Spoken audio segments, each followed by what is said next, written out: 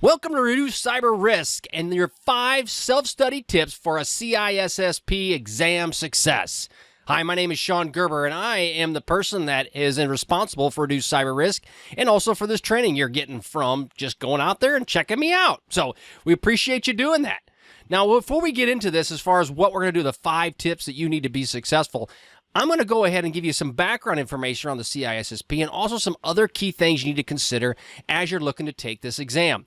Now, as you know, if you're looking at the Certified Information System Security Professional certification, that's a mouthful, there's a lot to this, and it's much more than just going out and taking an exam. So I'm going to give you just some key things you need to consider as you're prepping for this exam. Now, before we get started with that, I'm going to give you a little bit of background about myself, just a quick down and dirty version. I've been in security for going on over 18, going on 19 years now. And my background is I flew military airplanes, used to be a navigator, a weapons systems officer from the B-1 bomber. And then I ended up being the commander for a red team, an Air Force red team that used to do penetration testing for military installations and DoD installations across the globe. So I've got a good background from a hacker and cybersecurity standpoint there. Then I ended up moving into a multinational and worked as a security architect, working as a manager as a security operations center, and then finally as a chief information security officer for a multinational. So I've got the background, I've got some of the street creds to help you out, and on top of that, I'm a CISSP. So as you're getting ready for your CISSP, you need to ask yourself, what are you looking for? Is it going to be self-study? Is it going to be boot camp? Or is it going to be both? Now, my background, I took it self-study. And honestly, the first time, I failed it. Yeah, I did. And I took it the second time, I passed it. But because of that, I learned a lot during that failure, which is usually what happens when you fail at something. However, I also noticed as I was putting together this training around this, is that I didn't have a lot of experience in what it'd take to take the test. Now, the test has changed a bit from when I took it, but the concepts are still the same. So we're going to kind of go over some of the brief ideas around that. Now, the breadth of the CISSP, I use it on a daily basis. Now, as a Chief Information Security Officer, or the CISO, that's commonly referred to as, I deal with all of these aspects that you will be trained in on the CISSP. And so it's important for you to get the knowledge, and therefore, it's just a good test to have. Now, the disaster recovery and software development, I go from everything from that. I deal with business continuity, disaster recovery, from hot and cold, as far as when you're dealing with a disaster and your startup zones and what you're dealing with from a backup and recovery solutions, to software development, to risk registries, to IP and compliance, you name it. Everything that's in the CISSP, I have dealt with it in some form, shape, or another on a daily, weekly, and yearly basis. Now, how does it start? Well, the sponsorship of the CISSP comes from ISC Squared. It's the International Information System Security Certification Consortium. Yeah, no wonder they labeled their terms Certified Information System Security Professional. They can't get smaller words or terms. It was created in the mid-'80s, and the purpose was to provide some level of standardization around in a certification program as it relates to this, in this case, security field. They created, which means their common body of knowledge, which means all the knowledge they created to put this test together was created by the 1990s. They had everything they needed to do it. So they decided to launch the CISSP in 1994-ish, right around in there. And so the point of it is that was when it first rolled out. Now, I became a CISSP in 2011. So it's, no, actually 2007 is when I became a CISSP. So shortly thereafter, a few years after that. But the point of it is that it's morphing and it's growing. As the cybersecurity field changes and morphs as well, that's a key part around it. Now, you can check out my recent podcast as well. It talks about, I think it's podcast 21, talks a little bit about, or 22, the changes that are occurring in the CISSP and as a CISO in general. So it's a really good podcast. Check it out. Now, some ISC Squared details. Now, the purpose is, again, they maintain the common body of knowledge, the CBK, and they provide certification for information security people, right? They do that in a lot of different areas, and they conduct certification training and conduct exams, and that's how you're going to get your CISSP. They certify people to provide that level of examinations for you, and you're going to go take this test, and you're going to really just struggle because it sucks really bad. Sorry, it stinks. That's a better word. It really is not very, it's hard. It's really hard. But that's okay, because that's why you're here, to try to get some more information. They also do continuing education, which leads to more of an accreditation aspect. They have many, many certifications that are supported from the CISSP, the SSCP, the Certified Informational Hacker. There's many, many certifications that they support at iscsquared.org. But I will say that of all the tests that are there, and I haven't taken all of them, but of the tests that I've taken and the ones that I've talked to, the CISSP is the granddaddy of them all, and it is a painful test. Have I scared you yet? No, it's okay. You get some good training, you'll do fine. People pass it all the time. Now, the domains were updated in April 15th of 2018, so it's changed from the last change I think was 2 years ago. And there's 8 primary domains. There's a security and risk management domain, asset security, security architecture and engineering, communications and network security, identity and access management, it's a big one, security testing and assessments, security operations, and finally security development, software development security. So again, those are the key aspects around the 8 domains. Now, you got to be pre-qualified to take the CISSP. You have to be a practicing security professional. Now, that's the first qualification. There's actually, we'll talk about the second one here in a little bit, or I should say the second option. And you need to have at least 5 years of full-time paid work experience working as a CIS or as a security professional. Now, that's salary commission with at least 2 of the 8 domains. So if you go back, of these 8 domains that you have, security and risk management, asset security, and so forth, you need to be working in at least 2 of the 8 domains for the past 5 years. So that's the question. Now, you got to ask yourself, what if you're in a small business and you are the only person that is doing your IT? Well, you can utilize that capability as long as you're integrating security into what your daily roles are. It's important to do that. And realistically, if you're in any sort of infrastructure at all, you need to be incorporating security into it, period, dot. It's really, realistically, it's just you got to do it, and you got to think about it, and you need to get smart on it. And as things are changing with the cloud and all those aspects around security, it's a must. So just saying. Okay, or you can get 4 years experience with a recent IT, information technology or information security degree. So they open this up for people that are going to school to learn how to to get this kind of background, right? The information security background. So that's a capability, and they call it their associates program.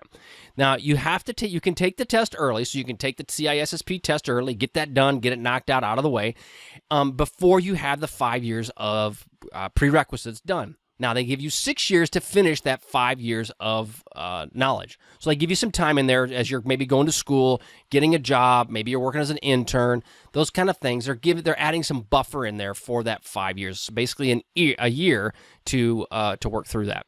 You also have to have the endorsement of a active participating CISSP. Once the test is done, you can pass it without the endorsement, but to get the no kidding certification, you got to have an endorsement from a CISSP. Now, the overview. I am sure you're currently aware of this. If you're looking at this, the Certified Information System Security Professional certification, you're probably well aware of what this entails. But the 30,000-foot view is this. You've got to be a mile wide and an inch deep on all aspects around the CISSP. So, in reality, you may know disaster recovery. You don't have to know everything about disaster recovery, but you need to be able to talk logically and so that you can talk to senior leaders about it. You need to also know how to implement it. That comes to encryption. You don't need to know everything about encryption like Mr. Schneier does, but at the same time, you need to understand what is it and the terminology around it and how does it work. Now, it's a bugger, no lying. It's just not fun, but you can do it. I know you can do it. There's 2 forms. There's a computer adaptive testing form and the linear fixed form. Okay, so we'll get into those in a minute, but what they are. Now, the CAT form is basically with anybody that's taking it in English, they have to take it via the CAT form or the computer adaptive testing. If you're in another language, then you can do the linear or fixed form. Now, the computerized adaptive testing. Now, this gives you the questions based on how you answer. So it's thinking. It's using some stuff in there so that if you answer this way and you answer incorrectly, it gives you a different question. It looks at your strengths and your weaknesses, and it feeds you questions based on that. You can be done early. So you can get into this thing, you can take the test, and you know what? You're done in 15 minutes. You're like, woohoo, I won. No, you didn't win. Yeah, you failed. And so that stinks, right? If it realizes that you don't know what you're talking about, it will kick you out early. And last time I checked, pricing for a test is around $1,200. So yeah, you better study up for it. It takes about 3 hours to complete. Now, when I took it, I got, I think, 4 or 5 hours to complete it, and it took every bit of that. You get 3 hours to complete this test from the adaptive side of the house. Now, the linear side, we'll get into that in a minute. It's actually a bit more. You get 100 to 150 questions to go through, and I get at a passing grade is 700 out of 1,000 points. So basically 70% is what you get. And you don't get a published score. That was one thing I noticed after I took the test. I was like, okay, what's my score? You don't get a score. It's either you win or you lose. You know, Caesar says you live or Caesar says you die. One of the two. It's just that. You don't get to find out if you were 963 or 701. It doesn't matter. You passed. Now, the linear fixed form is a standard questions multiple choice, okay? So it isn't making adaptive changes based on how you answer. It's standard multiple choice. It gives you 6 hours to do this, so you get a little bit longer to deal with it, and there's 250 questions out of that. Now, you also have to get a 70% or 700 out of 1,000, and again, no published test score. The languages are there, available. It's French, German, Brazilian, Portuguese, Spanish, Japanese, simplified Chinese, and Korean. So any of those, you can take the linear fixed form and then just plan on sticking around for about 6 hours while you take it. So again, I like the shorter version, but man, you don't want to goof up, that's for sure. All right, so here's some examination weights. Now, as you're looking at the 8 domains that we talked about earlier, they weight each of these domains a bit differently. Now, you have security and risk management is 15%. Asset security is 10%. Architecture and engineering is 13%. Communications and network security is 14%. Identity and access management is 13%. Security assessments and testing is 12%. Security operations is 13%. And software development security is big, whopping 10%. Now, as you notice, they vary. They're pretty close, right? They are differ from the lowest is 10% to the highest is 15%, but bottom line is they're pretty close as far as how they're weighted. And that's how you'll get the test questions will be based off of that. So that's why you got to know all of it. An inch wide or a mile wide and an inch deep. Now, testing frequency, how does this work? Well, the testing frequency is additive, which basically means if you goof up a test, you get the opportunity to retake it. Now, the thing is they force you to retake or to restudy and do some more studying if you were to fail. So what happens is that you get a maximum of 3 times in 12 months that you can take a test. So you get basically once, a little more than a quarter. You must wait 30 days after your first failure. So if you goof it up on January 1st, well, January's probably not a really good one, but let's just say January 1st. You can't take the test until basically February 1st, okay? Actually, it's February 31st or January 31st, but we'll just go with February 1st. Now, if you fail it again and you just dropped $1,200, so now you're down $2,400 US dollars, you have to wait 90 days after the second attempt. So now you're up to 120 days between tests. Then you have to wait 180 days after the third attempt. So it's basically going to take you a whole year, but they're going to say, you may be willing to throw your money away, but we're going to force you to slow down so that you can pass the test.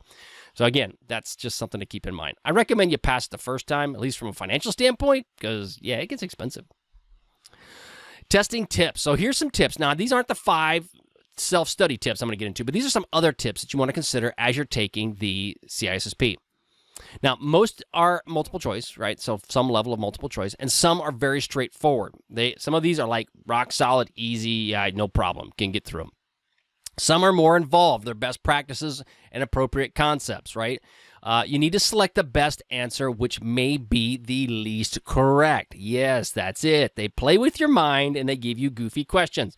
So you need to make sure that you get the best answer, which could be the least correct of your choices. If I haven't confused you yet, yeah, that's how it works. So it's fun.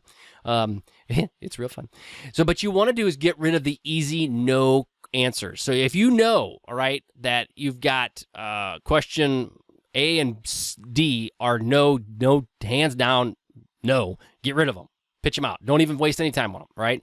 Avoid taking too much time. Now, when I took it from a linear test standpoint, what I would do is I'd go through. If I couldn't deal with the question and I didn't quite know, I'd narrow down the 2 that I knew for sure were no. I'd move on to the next question. And then I would come back around. If I started running out of time and I go, I got no time left, I would just put down something. Of the 50, because you really have a 25% chance of guessing correctly on a 4 question multiple choice or 4 answer multiple choice. If you can narrow it down to 2, you got a 50-50 shot of guessing the right one. Just saying, something to consider as you're taking the test. Bottom line, though, be prepared. Got to be prepared for this thing. Now, to the 5 self-study tips in exam preparation, this is what you need to be aware of. Oh, okay. 1, set up dedicated time to study. Yeah, right. No brainer. Well, I mean it. You got to do it. I did it myself. I set up every night from like 9 o'clock till about midnight for about 3 months just to go through it. Okay. I wasn't very smart. I've got a 3rd grade education. Not really, but I do. I sometimes feel like I have a 3rd grade education. And it took me a while to get through this. Now, take lots of notes. You have a notebook specifically with areas and questions that you need to come back to. And if you have something you don't know, write it down, but don't dwell on it. Move on. Again, it's just like taking the test. Study it, learn it, move on. Study it, learn it, move on. If you don't know, write it, note to yourself, come back to it. Okay? Otherwise, you'll get lost in this and it'll just really frustrate you because you may get an answer as you get further into your studies. You may get an answer to your actual question the first time around. Utilize various outside resources, preparation books. I recommend more than one. They have different spins on them. But again, there's all various CISSP books out there on the market. They are about 10 inches thick, yeah, and they weigh a ton, but they're full of information, and I'd recommend getting them. Now, ISC Squared's got some really good ones out there. They're training manuals, but there's gobs of them that you can use. Look at blogs, podcasts, test banks, webinars, all of those things. Anything you can get your hands on that's focused on the CISSP. Now, the question with test banks is that you got to be careful of those. Some people will think, I just studied all the questions on the test bank, and I'll go take the test, and I'll pass it. That will not work for you on this. There might be people out there who say that it will work. You may get lucky, but I would not recommend it. You got to know the content to do it. But again, this is more about taking the test and answering the questions correctly than the correct answer. I don't know if that makes any sense or not. Video courses. Also look online. There's various video courses that you can take. Okay, Udemy's got them out there. I got them as well, right? So I've got a CISSP course that I've got. I'm just finishing up the recording on it as of when I wrote this. But bottom line is that I've got a CISSP course that I put out. I've also got it put out for another company that is not part of Reduce Cyber Risk, but they asked me to do it. So I've got my training out with another company as well. So there is various videos out there around CISSPs, but you can get it here from Reduce Cyber Risk if you want as well. That's up to you. No big deal. Whatever works for you. But I recommend all of them. No matter where you go, get them all. Take practice quizzes. Reduce Cyber Risk. I'm going to have an 80 practice exam questions available on the site for you. We'll get that to you. It'll be part of this email. If you sign up for my email, I'll get that out to you so that you can have those practice questions to look at. Are they definitive questions that you need to have to pass the test? No. Will they help you with the concepts? Oh, yes, they will. And they're going to be very useful for you. So I highly recommend you sign up for the email. By signing up for the email course with me or putting your email name out there, you will get them. Look for free test banks. Again, they are not to help you pass the test. They are more to get you in mind of how to actually take the test. Don't memorize the questions like I mentioned, just concepts. Don't memorize them, okay? Because your mind will go numb trying to memorize all of these things. Believe me, it will. It'll be like an ice cream headache. Your head will just hurt. Again, we talked about the April 18th, new test. You also visit with industry leaders on ISACA meetings, ISC Squared meetings, or even your workplace if you have people that can help you with the CISSP. Ask lots of people, get experience with it. The more experience you can get knowing these concepts, the better off you are. Number 5, line up a CISSP endorsement now. Do it ahead of time. Because again, this has to be digitally signed by an ISC Squared certified professional, and the endorser must attest to your professional experience. They got to know you, okay? They got to know that what you're saying is true. I work at Billy Bob's chocolate factory, okay? What do you do with there? Well, I maintain their data center, and I do all kinds of security for the data center. Got to have it. You must attest, so the person who's endorsing it must attest to the best of their knowledge that you have the experience. They have to also be an active ISC Squared credential holder in good standing. They got to have that. And they must be endorsed so you, as the person, must be endorsed within 9 months of passing the exam. So if you pass the exam, within 9 months, you got to be endorsed, and it's got to be submitted for you to be certified. Otherwise, you went to all that work for nothing. Okay? Don't do that. Just don't do that. So again, those are the 5 that you got to know for your getting ready for your CISSP. Here's some references on where I've got all this information. This will be available to you as well through the email by signing up for my email distribution. And we are excited to have you part of Reduce Cyber Risk. It's an awesome site. I love it. Lots of stuff out there for you. My ultimate goal is to get you the cybersecurity training that you need made in a simple way that you can understand. Okay? Again, background, it's been great talking to you with Reduce Cyber Risk. I hope you enjoyed this stuff. Look forward to chatting with you some more. You'll be getting some emails coming to you here very, very shortly. All right. Thanks again for signing up. Have a great day. See ya.